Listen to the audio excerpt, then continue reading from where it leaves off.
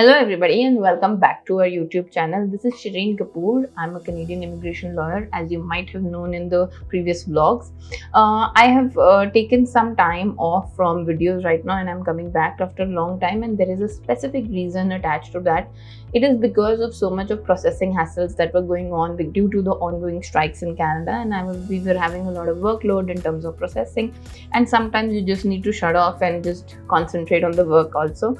So maybe that was the time period that we were going through, but now things are a little on the progressing side. If you talk about the government departments, they are still not working fully efficiently as in they were used to before the strike, because the strike, although it's over in Canada with the government departments, but internally we know we call ESDC every day for LMI applications that we have submitted, and we get to know in terms that they have the full staff is not fully there. There is no fully operational still going on because there's an internal wages dispute that is still ongoing. But although the front desk, the call centers, they are back to work, so the payment deduction is there, everything is there, but there is a slight I would say a slight a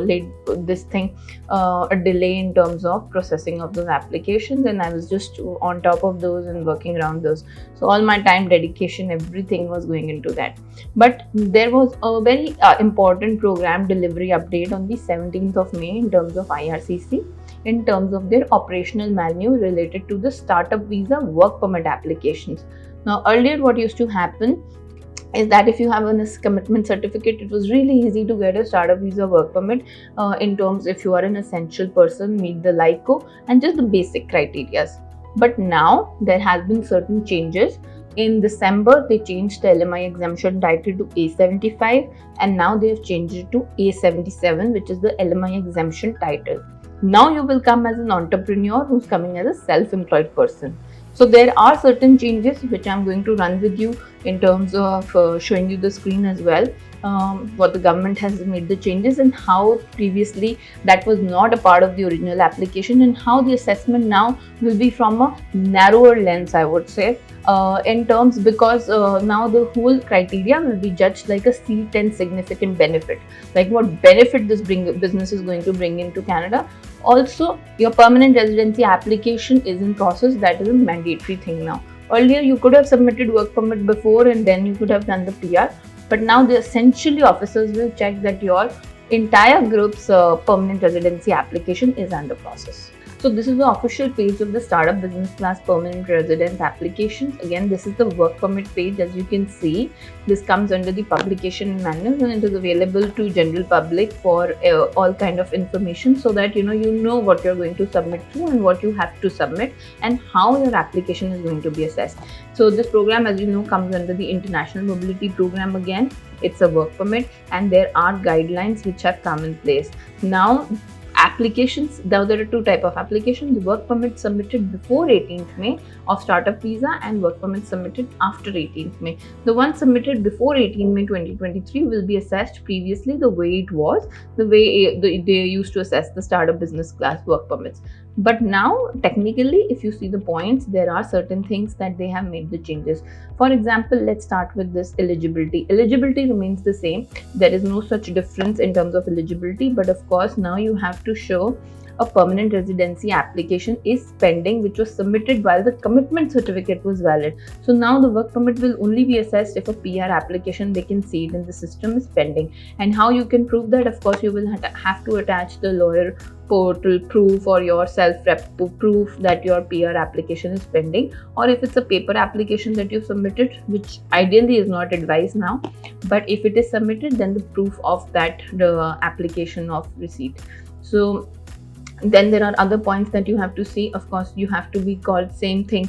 This hasn't changed, that you have to be essential in the commitment certificate, and the commitment certificate should explain the urgent reasons of the person coming to Canada and why they want to come to Canada. One of the most important changes I would say has come is this point which says have sufficient liquid funds separate from any investment funds to meet the LICO. Now, earlier what we were doing is we were submitting the LICO for the applicant depending on the number of the family size. So say for example, there is a chart that you can follow for the work permit, that you are an entrepreneur and you can support yourself for 52 weeks, that is 1 year period of initial work permit, and you will be good to go to get the process to get the approval of the work visa.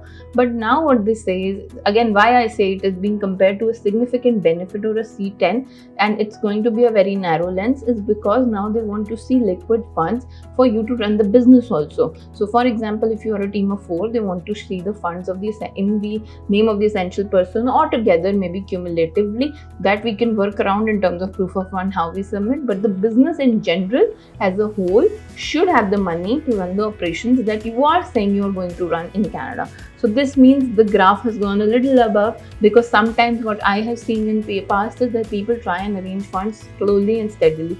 But now at least I would say, even if you are starting basic business in Canada, and that this is a startup, like this is a tech company or a company which is scalable, and which is in terms of modernity, it is AI based or something is there, so this is obviously going to get more funds. So I would say a minimum balance of 100 to 200,000 CAD is necessary to now get this work permit approval.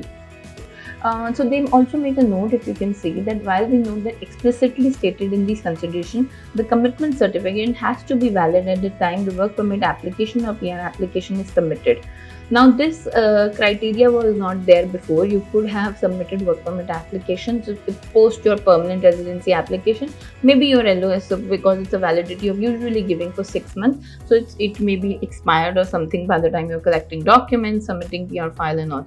But now they say that no, this is self-evident, that if the commitment certificate has an expiry date, the permanent residence application and the work visa application should be submitted. So it is now like a hidden rule that submit both applications by the time the commitment certificate is valid. So we're now also going to review the documentary evidences. Of course, I told you that prior to 18th May, officers should request any necessary documents, not because as a matter of procedural fairness, they can request, but this is prior to 18th May. But post 18th May, now the applications that people submit for startup visa or work permit has to have these documentary evidences unless you want a rejection.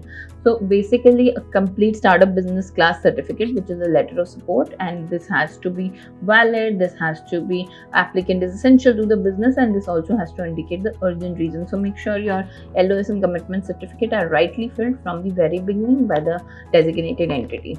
Proof that the applicant has submitted their application for PRs. As I told you, that now the mandatory thing is that the PR application has to be there in their system. They need to see it. If they can't see it, that is why they need a copy of acknowledgement of receipt. If you have sent a paper-based application, or if it's an online portal, then you can share the proof of payment of the application fee. If applicable, proof that all team members in the investor group who are designated as an essential have submitted a PR application. So if, for example, you are 2-3 people in a group and 2 of you are essential, then they want to see that both A and B, the essential members, have a PR file pending. So thank you for watching this video. If you have any question, queries or concern, put in the comment section or get in touch with us. Our reaching out link is in the description box, and hopefully we'll be able to answer your queries. Thank you.